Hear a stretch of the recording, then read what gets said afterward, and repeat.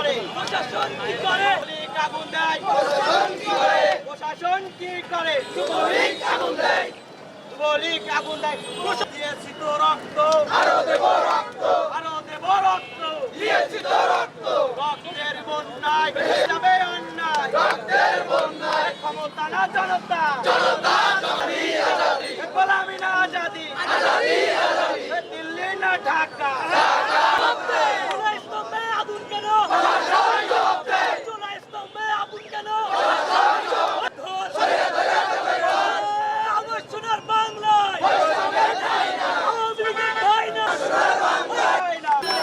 বাজার চাই নাই যুবলীগ আগুন দেয় আওয়ামী লীগ মিছিল করে ছাত্রলীগ মিছিল করে শহরের একটা গুরুত্বপূর্ণ জুলাই স্মৃতিস্তম্ভ সেখানে আগুন লাগিয়েছে যুবলীগ পরিচয় দুর্বৃত্তরা।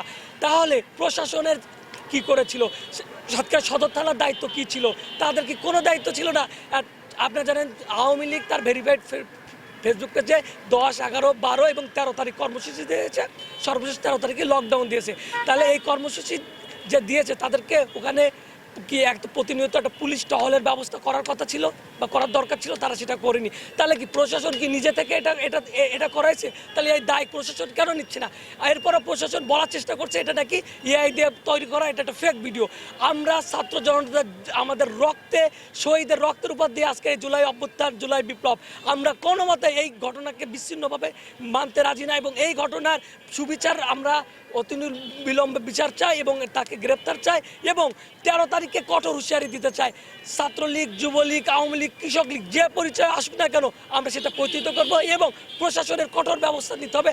আদারওয়াইজ আমরা কিন্তু প্রশাসনের বিরুদ্ধে কথা বলবো এবং প্রশাসনকেও আমরা জবাবদিহিতার মধ্যে নিয়ে আসবো। কারণ যেটা দেখেছি গতকালকে যেটা আমরা দেখেছি যে জুলাই স্মৃতিস্তম্ভে কিন্তু যুবলীগ ছাত্রলীগ কর্তৃক যে আগুন দেওয়া হয়েছে, এইটা কেন্দ্র করে কিন্তু আমরা বিভিন্ন প্রশাসন বলেন, পুলিশ বলেন, সদর থানা বলেন, প্রত্যেকটা পর্যায়ে কিন্তু আমরা এটাকে জানিয়েছি।